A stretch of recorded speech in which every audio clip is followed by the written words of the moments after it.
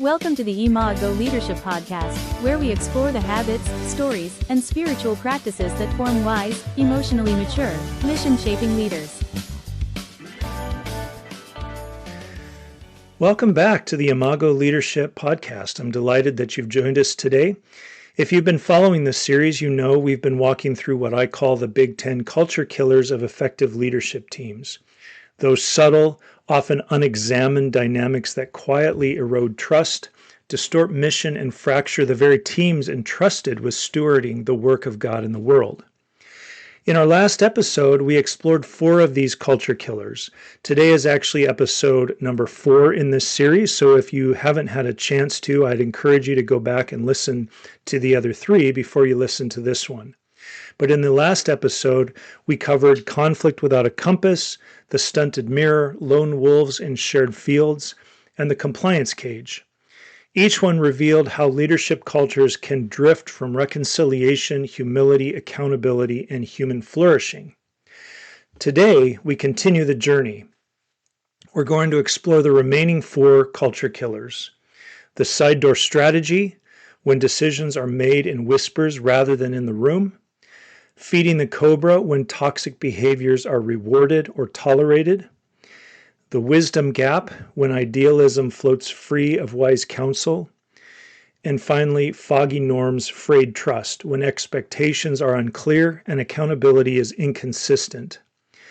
Each of these culture killers is dangerous on its own, but together they create a leadership ecosystem where trust collapses, mission drifts, and people lose their sense of agency and belonging.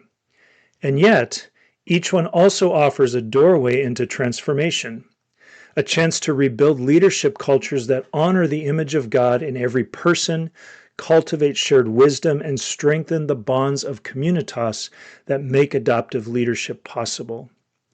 So let's step into the next chapter on this journey.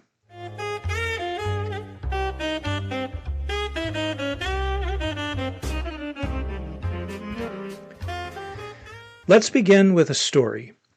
You heard it in the blog if you read that, but it bears retelling because it captures the emotional and ethical weight of this culture killer. In the story, Maya, a senior strategist in a fast-growing ed tech startup, had built a reputation for collaboration, innovation, and cross-functional leadership. But over time, decisions about her work, her team, and even her reputation began happening around her rather than with her. A product reassigned without conversation, a junior colleague bypassing her authority, a partner escalating accusations behind her back, a supervisor making unilateral decisions that undermined her agency. None of these actions were overtly malicious. In fact, each person likely believed they were acting in the best interest of the organization. But the cumulative effect was devastating. Maya's agency was eroded, her trust was shattered, and her leadership was quietly neutralized. This is the Sidedoor Strategy. It's what happens when people bypass established processes, roles, or relationships to get what they want. It's when decisions are made in whispers rather than in the room. It's when leaders allow end runs because they're expedient, or because they avoid conflict, or because they unconsciously reward those who flatter them or align with their ideals. An end run is basically when a subordinate bypasses or goes over your head to talk to your supervisor about something rather than working through you. And it's important to recognize that the Sidedoor Strategy has to do with process, but it also has to do with relationship. It is very important in organizational context that we honor the relationships that we have with people, even if that oversteps a process. If we've established a certain kind of relationship with someone and trust is developed around that relationship, when we bypass the relationship or we do something that goes outside the norms of that relationship, it's a betrayal. It's a betrayal of trust. It's a betrayal of that relationship, and it ruins the effective dynamic that happens between people when there's healthy conflict, healthy disagreement, healthy conversation. And here's the deeper issue. The side door strategy is not just a procedural problem, it's an ethical one. It violates the image-bearing dignity of others by stripping them of agency, their ability to steward relationships, resources, and responsibilities in ways that contribute to the mission. People are hired for the particular role that they're in, and when they accept that role, they're accepting a sacred trust. And when you go around them or you bypass them or you somehow sabotage them, you're causing them to violate that sacred trust, or you are violating that sacred trust on their behalf. When we bypass someone's role, we are not simply making a decision, we are making a statement about their worth. And that is why the side door strategy is so corrosive.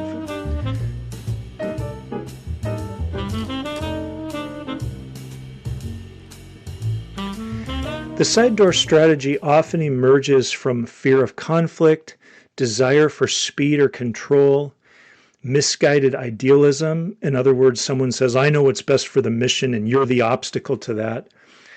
It also occurs because of bounded ethics, blind spots where our good intentions hide the harm we cause, organizational ambiguity when norms and processes are unclear. And because most people judge themselves by their intentions and others by their behavior, they rarely see the harm they're causing. If you've ever been bypassed, you know the feeling. Disoriented, disempowered, unseen, undermined, betrayed, confused about the expectations, confused about how people are responding or reacting to you, unsure whether to speak up or to stay silent. If you speak up, does it make you look worse or better in everyone's eyes? It's a slow erosion of trust, a quiet unraveling of belonging. To confront the side door strategy, leadership cultures must name it clearly. They must call out end runs as ethical breaches, not personality quirks. Also, they must protect agency. They must ensure that decisions flow through the right relationships, make sure relationships are honored. Next, they have to create accountability structures, not structures that are punitive, but protective. Remember, we're trying to preserve and repair and advance healthy relationships. That's the goal, not to punish. Also, we must normalize direct communication, not triangulation. And finally, we have to cultivate empathy. Empathy, I believe, is the superpower of effective leaders, seeing others as divine image bearers, not obstacles. Most importantly, leaders must examine their own bounded ethics, those internal stories that justify bypassing others, quote unquote, for the sake of the mission. Because when leaders bypass their people, they are not advancing the mission. They are undermining the very community that makes mission possible.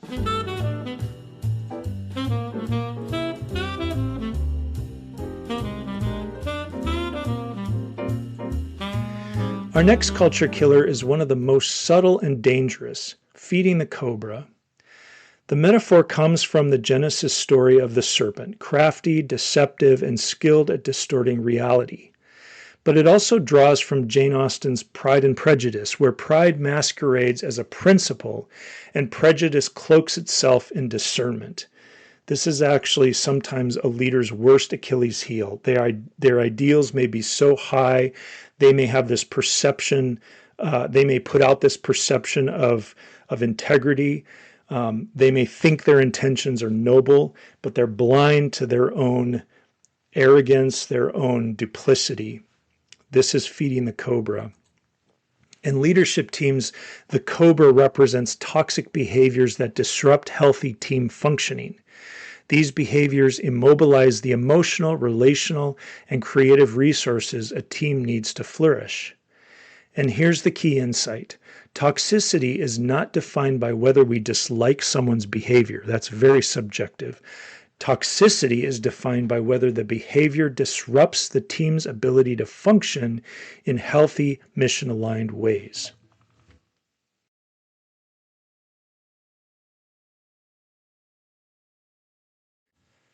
What does feeding the cobra look like? Feeding the cobra happens when a bully is rewarded because they, quote unquote, get results. Gossip is tolerated because it's easier than confronting it. Passive aggression is ignored because the person is talented. Manipulative behavior is excused because the person is influential or they're charismatic. And cynicism is normalized because that's just how they are. Emotional outbursts are indulged because the leader fears backlash. Every time we excuse or reward toxic behavior, we feed the cobra, and the cobra grows. Most teams don't feed the cobra intentionally. They do it because they want to avoid conflict, they fear losing a high performer, they lack clear norms, they don't have shared language for naming toxicity. That's an incredibly important one. The leadership team needs to define toxic behaviors. They need to agree on that definition. Otherwise, everyone's going to behave in the ways that feel natural and normal to them and not realize that those behaviors are damaging the team dynamic. The team has to agree these behaviors are out of bounds. They spiritualize or minimize harmful behavior. They confuse niceness with virtue, or they lack courage to confront patterns early. But the cost is enormous. When toxic behaviors go unaddressed, psychological safety collapses, creativity dries up, people withdraw, trust erodes, gossip spreads, mission alignment fractures, healthy team members burn out, and the organization loses its soul, most tragically. Virtue becomes performative rather than formative. People learn to appear humble, collaborative, or mission aligned while privately protecting their egos, agendas, and insecurities. So, what is the path toward transformation?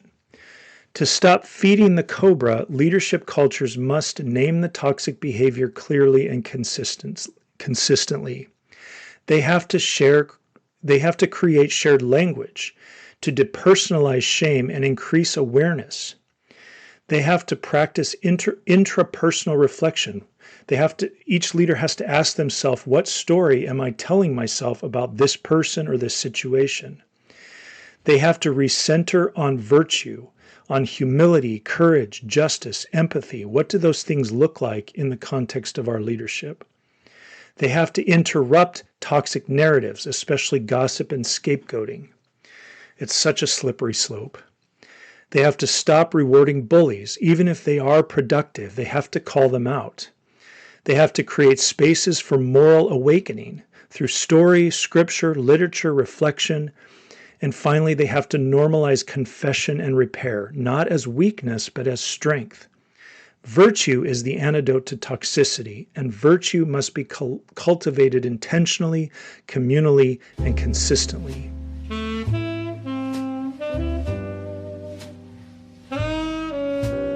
Our third culture killer today is the wisdom gap. This one is especially insidious because it often hides beneath noble intentions. Leaders with strong ideals, like mission, excellence, justice, integrity, innovation, can unintentionally create environments where dissent is silenced, feedback is unwelcome, and the team's collective wisdom is ignored. The wisdom gap emerges when a leader's ideals become rigid and unquestionable, vision floats free of reality, feedback is dismissed as negativity, dissent is labeled as disloyalty, the leader isolates themselves in decision-making. In that case, they often tend to trust their own ideals or their own internal voice, and so they don't value the wise counsel of their team or the people around them. There's a word for that. It's called arrogance. The team becomes afraid to speak honestly. The leader's self-image becomes idealized and fragile. This is Don Quixote charging at windmills. I just recently finished reading the classic book Don Quixote. Don Quixote is this noble man. He gives himself this commission to be a knight errant, to go around seeking adventures, to do justice for people. He's very noble, but his take on reality is just off. And he ends up doing a lot of silly things. He actually does some harm. He comes across as noble, passionate, but he's utterly disconnected from reality. So why is it so dangerous? Why is it dangerous to have, we usually laud and applaud those people that have high ideals, but why are high ideals so dangerous? Well, the wisdom gap kills creativity, collaboration, psychological safety, innovation, trust, shared discernment, emotional intelligence, organizational learning. And unfortunately, it replaces those things with moral absolutism, performative virtue, inconsistent accountability, over-reliance on charisma, emotional rigidity, and idealized self-image. I have often found that leaders who carry on with the wisdom gap, sometimes they just don't feel like they have anything to learn anymore. They don't keep expanding their knowledge. They don't keep seeking learning. They don't humble themselves to continue to improve themselves. And the thing is that when you stop growing, and this goes back to one of our earlier culture killers, when you as a leader stop learning, your worldview becomes constricted and constricted and constricted. And so you may think that you have the best ideas, but honestly, they're out of touch with the reality. You become Don Quixote. The antidote is humility. Humility is the currency of wisdom. Humility says, I don't know everything. It says I need others. It says my ideals must be tested in community.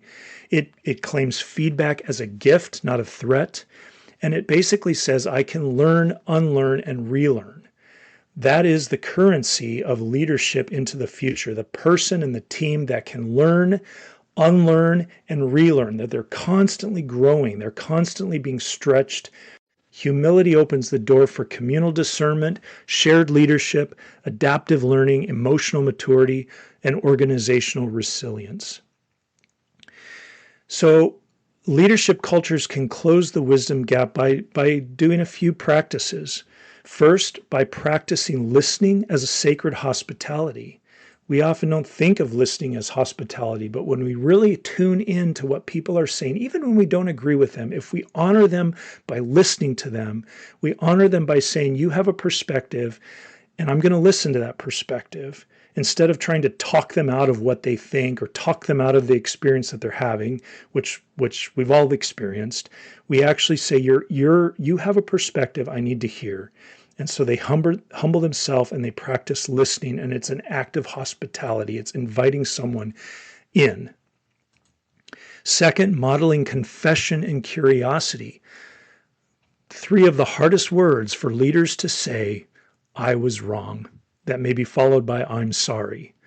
When we model confession and curiosity, we make space for safety, for people to bring who they are to the table and feel safe in that. They're not going to be judged. They're not going to be sidelined. They're not going to be shot down. Modeling confession and curiosity, it may hurt in the moment sometimes, but it has a great return on investment. Next, discerning in community, not isolation. Asking generative questions. Generative questions are those questions that where you're not leading somewhere, where you've already kind of decided in your mind what you think, and you're asking questions in sort of a challenging kind of way. Generative questions puts your presuppositions on hold, and you ask curious, humble questions in order to invite understanding, to invite dialogue, to really listen, not arguing with someone, not getting in their face, but humbling yourself to ask questions, to say, I need to know more about this. I need more information. Next is learning from the margins. This may be one of the worst things that can happen with the wisdom gap is when we rely so much on our own ideals, we sequester and sideline those people that just think differently than we do. And so we marginalize them. There's been so many voices historically in our culture, in our human systems that get marginalized because they're quote unquote the wrong sort of people. They don't think the way we do. They don't see the world the way we do. but those are the very voices that we need to hear. They round out our perspective. They help us to navigate our environment with wisdom, with grace, with humility. And they have a perspective that's God-given. It's a gift to us. And so learning from the margins is incredibly important. And one of the things that I've learned is that sometimes culture change and missional advancement happens on the margins. It happens from the people that see the world differently. They dare to see the world differently. Those are the people that God tends to work through to carry out his mission. So we need to make space to listen to them.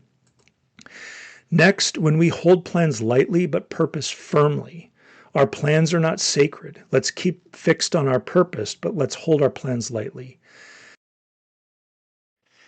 Cultivating rhythms of rest and reflection. Reflection and rest are an important part of adult learning, actually. We don't learn if we're just constantly busy doing stuff and we don't stop to reflect on what's happened.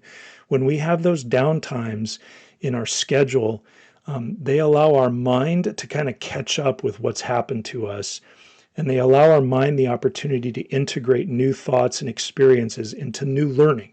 So rest and reflection are important. Next, teaching through story, not just strategy. Story compels people. Strategy is exciting, but story is what invites people in, invites people to participate, and actually people can start using their imaginations to see themselves in that story. So teaching through story, not through strategy, is an incredibly important practice. Next, inviting feedback as a spiritual discipline. And then finally, celebrating small acts of faithfulness. When humility becomes the posture of leadership, wisdom becomes the shared inheritance of the team.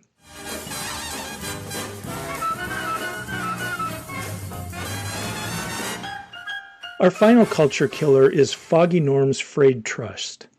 This one is deceptively simple.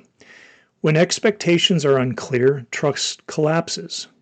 Foggy norms happen when leaders hold people accountable for unspoken ideals. Professionalism is preached but never defined. Standards shift based on mood or preference. Processes are inconsistent, and when processes are not considered in light of relationship and culture, they're very inconsistent. Conflict is avoided rather than navigated. Team members are expected to quote-unquote read the leader's mind, and accountability is selective or ambiguous. Foggy norms create environments where people feel confused, disempowered, afraid to act, unsure how to succeed, vulnerable to criticism, uncertain about expectations. People just simply don't feel they can move forward confidently. Every step feels like a risk. Why are foggy norms so harmful? Well, they undermine psychological safety, and people need safety to perform at their best. People need safety to know that when they come to the table, they're going to be welcomed. Their personality, their gifts, everything that they bring. They need to feel safety in order to fully participate. They create inconsistent accountability. They reward those who guess the leader's preferences. They punish those who ask clarifying questions. They prevent teams from storming and norming, which is incredibly important in team formation. We don't like storming, but we need it. They keep teams stuck in pseudo-harmony. There's this veneer of harmony, but underneath the surface, there's turmoil. They erode trust at a foundational level. To confront foggy norms, leadership culture must name the storm. Conflict is not a failure, it's formation. How do we reframe conflict as an important dynamic in team formation and for learning? They surface implicit ideals. They bring hidden expectations into the light and they examine them together as a team. Forge explicit norms collaboratively, not unilaterally. This isn't about the boss saying, this is what we're going to do. This is about the team working together to build those norms so that they all own it, they all make sense, it all makes sense to them. Model humility, where leaders must be willing to adjust, not just everyone else. The leaders have to be willing to adjust. Correct in private, affirm in public. That's an incredibly important one. We don't want people to lose face. We want to honor people. And so correct in private, affirm in public. Empower voices of dissonance. Dissent is a gift. Let's receive it as a gift and not argue out of it. We have to hold authority lightly. Authority is a position of trust. It's not a position of prestige. It's not our God-given right. Authority is a sacred trust to steward. So we have to hold it lightly. We have to be humble with it. We have to shepherd emotional dynamics. I've heard it said many times, and I think our culture often fosters this, where we need to keep emotion out of it. We need to be logical. We need to be rational. We just keep emotional out of it. Look, we're human beings. We're emotional people. That's just accept that. Some emotions are more helpful than others, but the fact that we're having emotions in situations is not a negative thing. As a leadership team, we need to navigate through our emotions and the emotions of other people.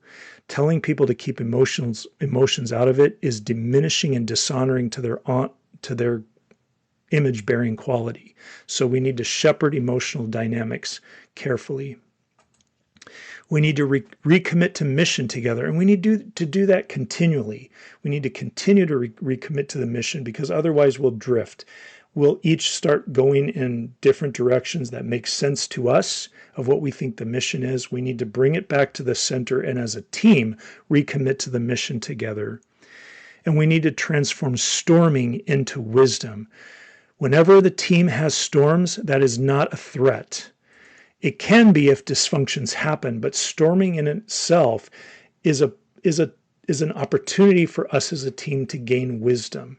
And so let's look at our conflicts that way, and let's navigate through them, because this is a moment God has given us to learn and to grow and to build better relationships and to practice reconciliation, repair, and actually become a higher performing team together. Explicit norms are not constraints. They are the scaffolding that allows teams to flourish.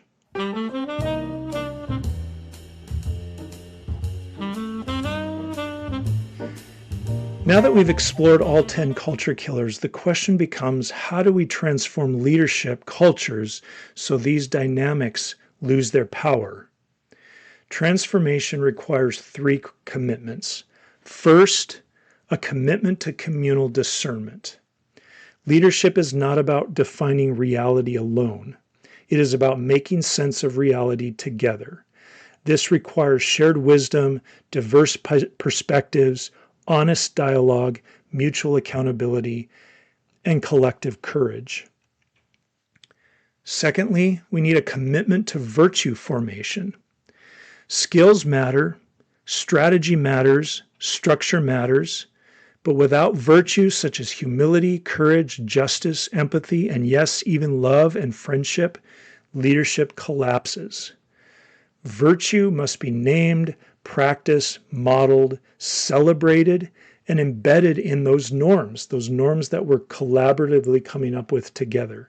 How do our norms model humility, justice, the virtues that we say are important? And then thirdly, a commitment to communitas. I've done episodes discussing communitas. If you have not heard those, I encourage you to go back and listen to those podcast episodes on communitas. Communitas is the deep bond formed when people face challenges together with shared purpose, vulnerability, and trust. Communitas is not teamwork. It's not camaraderie. It's not efficiency. Communitas is the spiritual, relational, and missional glue that holds leadership teams together in the crucible of adaptive change. You can test communitas by how a team relates to one another when they're in the crucible of change and conflict and all of the ebb and flow of missional dynamics. Here's the truth. Every culture killer we've explored destroys communitas. The Sidedoor Strategy fractures trust. Feeding the Cobra poisons relationships. The wisdom gap isolates leaders. Foggy norms create fear and confusion.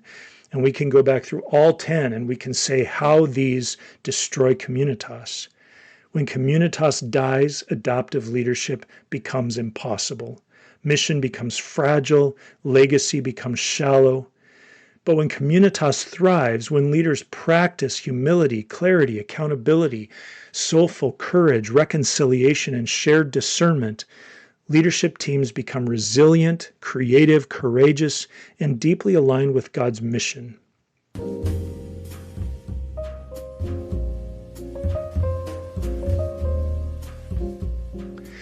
So as we close this series on the Big 10 culture killers, I want to leave you with this reminder. These culture killers are not just organizational problems. They are relational, ethical, and spiritual problems. They kill trust, agency, creativity. They kill belonging, relationship. They kill mission. And ultimately, they kill communitas. But the good news is this. Culture killers can be confronted. They can be transformed. They can be replaced with practices that cultivate life, wisdom, and flourishing. When leadership teams commit to clear norms, shared wisdom, honest conflict, virtue formation, accountability, empathy, communal discernment, and humility, they become communities capable of adaptive leadership, the kind of leadership that can navigate complexity, steward mission faithfully, and leave a legacy that outlives them. This is the work of leadership. This is the work of formation. This is the work of communitas. And this is the work that will shape the future of your mission. Thank you for joining me on this journey. May your leadership be marked not by these culture killers, but by culture builders, practices that honor God, empower people, and cultivate lasting missional legacy. We'll see you next time. God bless. Thanks for joining us on this journey of becoming wiser, more courageous, and more deeply formed leaders. Until next time, may your work reflect the kind of communal wisdom and hope that strengthens teams and sustains mission.